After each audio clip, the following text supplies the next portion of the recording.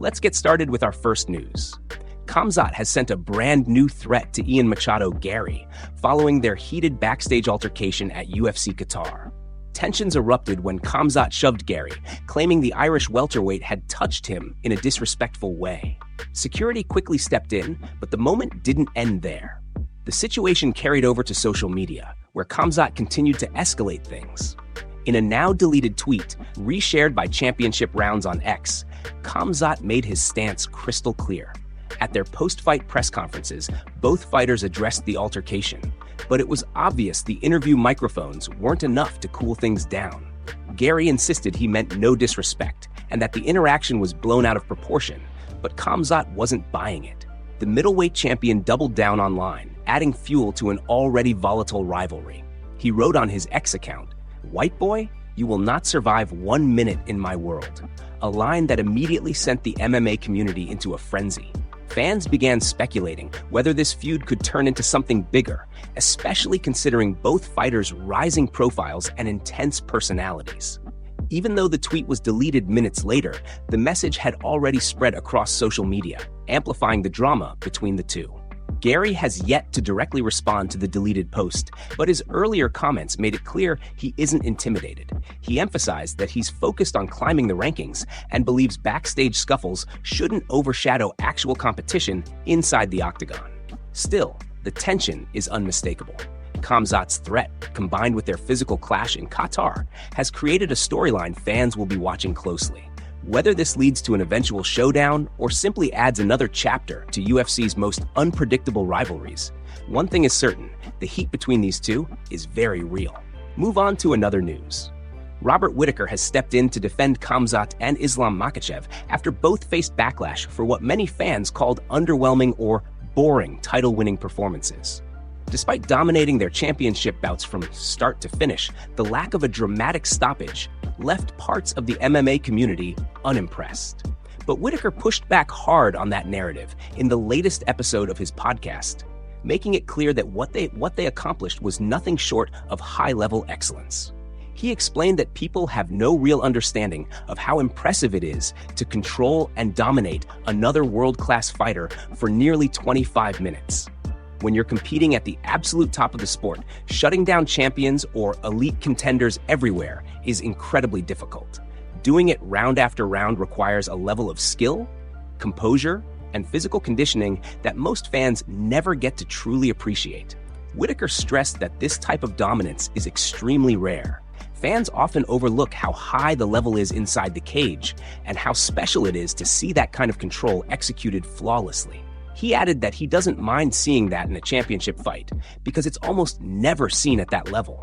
If someone can go in, like Khamzat did, like Islam did, and hold down a champion for more than 20 minutes, that is extraordinary.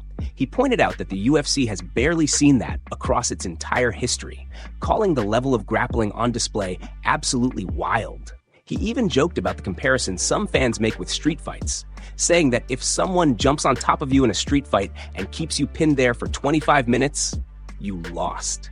The idea was simple. Dominance is dominance, and what they achieved was supreme control, not boredom. As for what's next, Khamzat is expected to return sometime after April 2026 in a major middleweight clash with Nassourdine Imavov. Islam, now the first Russian two-division champion, is waiting on his next move. It could be Ilia, or it might be one of the top welterweight contenders like Ian Garry or Kamaru Usman, depending on how things shake out in the coming months.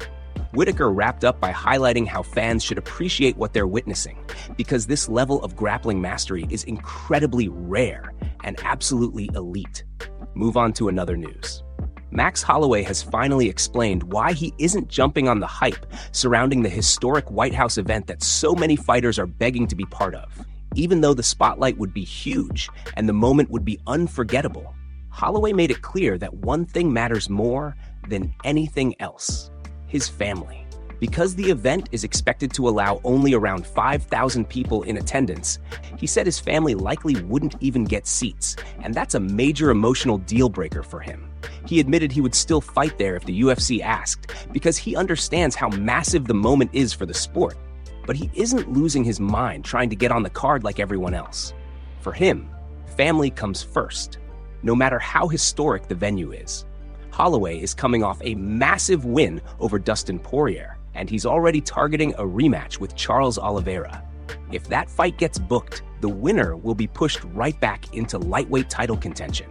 Meanwhile, the championship picture is getting more and more interesting. A matchup between Ilia and Arman suddenly feels much closer than it did even a few weeks ago. Arman just picked up another impressive win, and with Ilia expected to return in February, many fans are already calling Arman the clear #1 contender for the belt. The timing is perfect, the momentum is there, and the division is heating up fast. Holloway also broke down his thoughts publicly, reminding everyone that he's the only American holding a UFC title, even if it's the BMF belt. He said he likes his odds of being on the White House card for that reason alone, but the limited seating makes things complicated.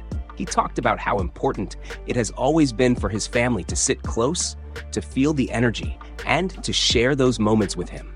Fighting without them right beside the cage would feel empty, especially after climbing so high in the UFC and being used to their presence at every major fight. He added that he hopes to return early in the year, around March or April, once his injury heals. But if the UFC waits and holds him for the June card, it would mean a full year between fights, since he last competed in June against Poirier.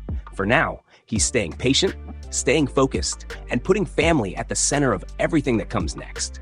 Move on to another news. Conor has announced that he is back after undergoing a wild psychedelic treatment in Mexico, and he shared every intense detail in a long, emotional message on X. He explained that he met what he called forward-thinking doctors from Stanford University, who guided him through a series of treatments designed to address deep trauma. He then traveled to Tijuana, Mexico, where he underwent ibogaine treatment at a facility called Ambio. He told fans to watch the Netflix documentary titled In Waves and War, saying it showcases the exact place where he stayed and the exact process he experienced.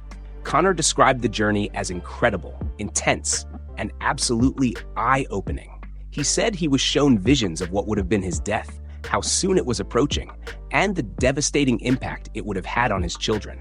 He explained that he saw himself from above as everything unfolded, and then saw from the perspective of the coffin itself. That moment, he said, shifted everything. According to Conor, he then experienced what he described as the Holy Trinity appearing to him. He said God was present in full might, along with Jesus, Mary, and the archangels. He shared that Jesus descended a set of white marble steps and placed a crown on his head, symbolizing salvation. He described his brain, heart, and soul as healed, emphasizing that the experience was the most enlightening and enchanting moment of his entire life. He explained that he spent 36 hours under the effect of the treatment before finally resting, and when he awoke, he felt like himself again. He called the treatment worth its weight in gold, admitting it was extremely tough, but insisting that it absolutely saved his life, and in turn, saved his family. Conor thanked everyone who supported him, especially those who prayed for him, saying the prayers worked. He said he now feels like a child again, only with the wisdom and awareness of an adult. He thanked his loved ones, his friends, his fans, his supporters, and his team, declaring that they all made it through together. Finally, he ended with a powerful declaration that the world is in for a treat, and he offered gratitude to God, saying he now lives his life by God's word and nothing more. Move on to another news. In a new interview with a Russian outlet, Islam Makhachev opened up about the possibility of dropping back down to lightweight, the idea of a super fight with Ilia, and who he believes is actually in line for his next welterweight title defense. He made it very clear that a fight with Ilia at 155 pounds is not happening unless the UFC puts a massive offer on the table. Islam said he is not a young fighter anymore, and every harsh weight cut takes a toll on his health. Getting down to lightweight is nothing like it used to be, and for him to drain himself like that again, the UFC would need to give him something truly big. Otherwise, he is staying at 170. When asked about his next opponent at welterweight, Islam said the picture is finally starting to clear up. According to him, there are 3 or 4 real contenders in the mix, and he expects the UFC to make a decision within the next 2 weeks. He sounded confident that the division is stabilizing and that the matchmaking will make sense soon. Islam also reacted to Ian Garry's performance at UFC Qatar. He said Garry didn't surprise him personally, But if Garry surprised the UFC, then the UFC might choose him next. He didn't count him out and acknowledged that momentum matters a lot when the promotion chooses its title challengers. He then addressed Shavkat Rakhmonov, explaining that Shavkat has been out for over a year and that it's difficult to justify giving a title shot to someone who has been inactive for that long due to injuries. Islam said activity should matter and contenders need to be showing up consistently. But at the end of the day, if Shavkat heals up and the UFC selects him, Islam has no problem accepting that matchup. Islam also briefly touched on the broader welterweight landscape, saying that several fighters are making strong cases, but only one can get the call. He made it clear he's ready for whoever comes next, but the UFC needs to finalize things soon so he can begin preparing properly. As for the lightweight super fight narrative, Islam didn't dismiss it completely, but he emphasized that without a huge incentive, he's not putting his body through that kind of cut again. As long as he is champion at 170, that is his priority, and the contenders at welterweight are the ones he intends to focus on. Move on to another news. Let's get started with what's next for Arman following his UFC win. Ilia has repeatedly shot down the idea of fighting Arman next, but after UFC Qatar, it's becoming increasingly difficult for Ilia to ignore him. Arman extended his winning streak to 5 with an impressive performance, dominating Dan Hooker and securing a submission victory. From the opening bell, Arman came forward with relentless pressure, landing hard punches and mixing in takedown attempts that kept Hooker on the defensive. Every time Hooker tried to reset, Arman was already in his face, controlling the pace and dictating where the fight went. The turning point came in the final grappling exchange. Arman maneuvered into position and locked in an arm triangle choke, forcing Hooker to tap and bringing the fight to a decisive end. It was a masterclass in patience and precision, showcasing Arman's growth as a fighter and his ability to finish fights when the opportunity presents itself. The win not only cements his place as one of the top contenders in the division, but also sends a clear message to Ilia and the rest of the lightweight division. Arman is ready for the biggest fights. In his post-fight interview, Arman wasted no time calling for a matchup with Ilia, stating he'd be ready to compete as early as January if the UFC wants to make it happen. His confidence is palpable, and he's showing no signs of slowing down after a streak of dominant performances. Analysts and fans alike are now buzzing about the potential clash, with many noting that the timing lines up perfectly for both fighters, especially with the division heating up and other contenders making their cases. While the UFC has yet to officially announce the next lightweight title picture, Arman's performance makes him impossible to overlook. His combination of striking, wrestling, and submission skills demonstrates that he is more than prepared to face elite competition. The victory over Hooker not only adds another win to his record, but also solidifies his reputation as a versatile and dangerous fighter, capable of finishing fights in multiple ways. With momentum on his side and the win streak at 5, Arman is positioning himself for a major opportunity. The UFC and fans will be watching closely as the lightweight division begins to take shape, and it's clear that a fight between Arman and Ilia could be on the horizon sooner rather than later. This victory sets the stage for what could be the next big matchup in the division, and Arman is ready to make the most of it. Move on to another news. Nate Diaz has openly stated that Islam Makhachev is not the UFC's #1 pound-for-pound fighter, sparking plenty of debate among fans and analysts.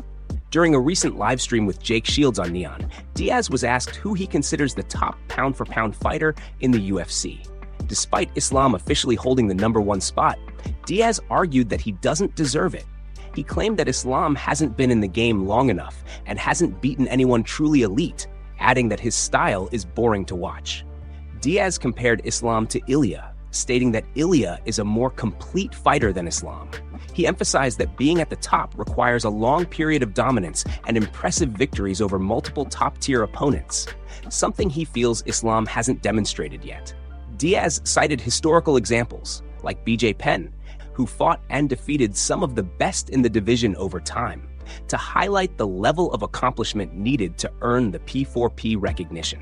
He noted that the UFC sometimes throws these rankings around prematurely, giving fighters spots that don't truly reflect their experience or resume. Nate pointed out that while Islam is skilled at 70, He hasn't proven himself across multiple divisions or against a wide array of elite competition. Diaz made it clear that he respects what Islam has done so far, but he doesn't believe it matches the historical standard for pound-for-pound greatness. Throughout the conversation, Diaz emphasized that he isn't hating on Islam personally, but that the P4P label should reflect consistent excellence and the ability to dominate high-level opponents over time. He argued that for now, Jon Jones remains the GOAT in his eyes, calling him an OG legend and the benchmark for greatness in the sport.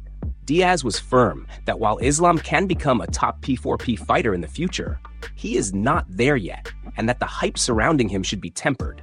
He also critiqued how quickly fans and media jump on new names without fully appreciating the context of their competition, noting that recent fights can often appear impressive on the surface, but don't always prove long-term dominance. Nate concluded by saying that Islam has potential, but at this moment, he's not at the level of fighters who have truly earned the pound-for-pound recognition. The comments underline the ongoing debate about P4P rankings in the UFC and the standards that define greatness in the sport.